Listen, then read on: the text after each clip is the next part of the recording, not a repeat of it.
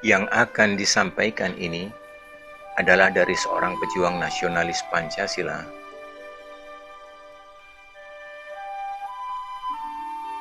yang dimiliki oleh suatu negara. Indonesia juga memiliki posisi geopolitik yang sangat strategis. Indonesia diapit oleh dua benua, yaitu benua Asia dan benua Australia. Di samping itu Indonesia juga diapit oleh dua samudera besar, yaitu Samudera Hindia dan Samudera Pasifik.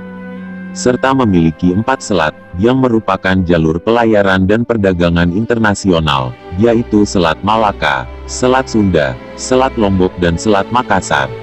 90% perdagangan dunia diangkut melalui laut, dan 40%-nya melalui Laut Indonesia. Selat Malaka merupakan jalur perdagangan terpadat di dunia, dilalui oleh 50.000 kapal kontainer setiap tahunnya. Dan 50% armada kapal dunia tersebut melewati Selat Malaka ini. Kondisi wilayah Indonesia yang sangat berlimpah dengan sumber-sumber daya alamnya ini, serta letaknya yang sangat strategis secara geopolitik tersebut, merupakan keberkahan Sang Pencipta yang disyukuri oleh bangsa Indonesia. Bangsa Indonesia juga sangat menyadari bahwa, dengan kondisi tersebut, maka wilayahnya akan senantiasa menjadi ajang perebutan bagi negara-negara, yang ingin menguasai posisi geopolitik dan sumber daya mineral yang luar biasa tersebut. Modal dasar yang dimiliki oleh suatu negara menjadi negara, yang dapat mensejahterakan dan memakmurkan masyarakatnya, telah dimiliki oleh bangsa Indonesia.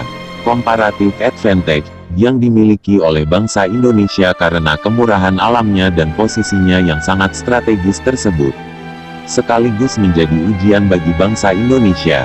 Jumlah ribuan pulau yang berpenghuni dengan beragam suku bangsa, etnis, bahasa, budaya dan agama adalah ujian yang sebenarnya bagi persatuan bangsa Indonesia, yang membangsa dan menegara dalam kerangka Negara Kesatuan Republik Indonesia.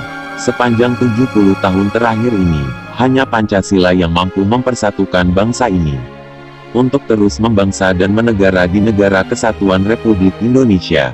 Namun sejarah juga mencatat bahwa sebelum bangsa ini merdeka, banyak pula kerajaan-kerajaan di Nusantara yang mampu bertahan, bahkan sampai ratusan tahun lamanya.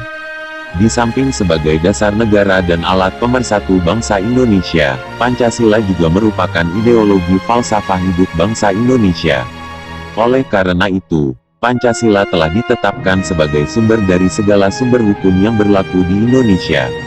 Maka tidak dapat dipungkiri lagi bahwa Pancasila juga merupakan kompas atau sebagai the life guiding star bagi para nahoda dan krunya dalam penyelenggaraan kehidupan membangsa dan menegara di Republik ini. The Five Principles yang dikenal oleh masyarakat internasional sebagai penjelasan pendek tentang Pancasila, telah dipahami sebagai nilai-nilai yang bersifat universal.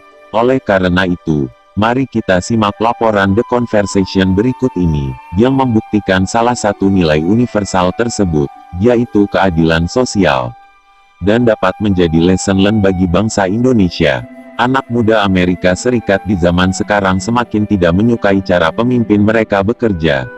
Kemarahan mereka ini tergambar ketika ribuan anak muda dan yang lainnya melakukan demonstrasi tanggal 24 Maret tahun 2018 lalu, menuntut adanya kontrol senjata, hampir sebulan setelah sejumlah teman mereka tertembak dan terbunuh di sebuah SMA di Parkland, Florida, Amerika Serikat. Namun ada bukti yang semakin menguatkan bahwa anak muda zaman sekarang, yang berusia antara 18 sampai 29 tahun, memiliki ketidakpuasan yang kuat terhadap aspek mendasar sistem ekonomi dan politik Amerika Serikat. Secara khusus, semakin banyak yang menolak kapitalisme. Seorang sosiolog dan ekonom bertanya-tanya bagaimana anak muda mendesain kembali sistem ekonominya jika mereka diberi kesempatan. Berdasarkan survei terkini, jawaban mereka seharusnya membuat para politisi pendukung status quo untuk berpikir ulang tentang kebijakan ekonomi mereka. Awalnya, survei ingin memahami lebih bagaimana perasaan anak muda terhadap sistem ekonomi saat ini. Meskipun kenyataan bahwa anak muda dari generasi manapun memiliki kecenderungan untuk memberikan sedikit dukungan pada sistem ekonomi dan politik yang berkuasa mungkin saja benar. dan kondisi akan berubah ketika mereka bertambah umur. Survei terakhir mengenai topik ini menunjukkan bahwa ada sebuah fenomena baru yang dirasakan anak muda Amerika Serikat zaman sekarang. Sebuah survei di tahun 2010 menunjukkan bahwa hanya 38% dari anak muda yang memiliki pandangan negatif terhadap kapitalisme.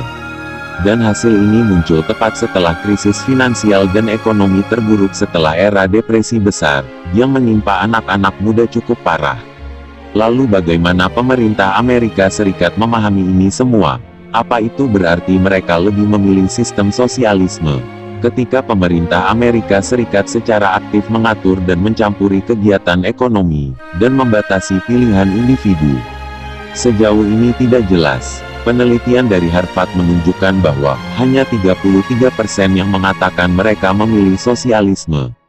Sebuah survei terpisah di tahun 2015 yang dilakukan oleh kelompok konservatif Risenroot menemukan bahwa generasi muda dengan umur antara 18 sampai 24 tahun memiliki pandangan lebih mendukung sosialisme ketimbang kapitalisme. Pandangan mereka bertentangan dengan pandangan generasi orang tua, yang secara konsisten mengatakan bahwa mereka memilih kapitalisme di survei-survei dengan suara margin yang cukup besar, dan semakin bertambah jumlahnya, ketika umur mereka bertambah. Namun, jumlah yang mempertanyakan prinsip kapitalisme, tetap saja jumlahnya paling tinggi. Setidaknya dalam 80 tahun semenjak survei untuk topik semacam ini dilakukan. Untuk memastikan pertanyaan dalam survei tersebut berbeda antara satu tempat dengan tempat lainnya. Dan ukuran sampel tidak selalu cukup besar untuk membuat kesimpulan. Namun hasilnya tetap sama, yaitu generasi anak muda adalah bagian dari barisan depan rakyat Amerika Serikat, yang mulai kehilangan keyakinannya. Tapi apa yang mereka inginkan? Jadi, jika anak muda semakin menolak kapitalisme, sedangkan mereka tidak yakin terhadap sosialisme, apa yang mereka inginkan? Untuk menjawab ini, tim survei perlu menelusuri apa yang tidak memuaskan dari sistem kapitalisme. Sebuah diskusi yang menindaklanjuti penelitian Harvard menyimpulkan bahwa banyak dari anak muda ini yang merasakan bahwa kapitalisme tidak adil dan tidak melibatkan banyak orang, meskipun mereka bekerja keras. Sebuah survei pada tahun 2012 oleh Pew Research Center menemukan bahwa 71% dari mereka yang berusia 18-34 tahun merasa adanya konflik yang kuat antara yang miskin dan yang kaya. Sebagian besar anak muda mengatakan, mereka percaya bahwa ada orang yang mendapatkan sesuatu. Karena mereka memiliki sesuatu, entah karena mereka kenal seseorang, atau mereka terlahir dari orang tua yang kaya.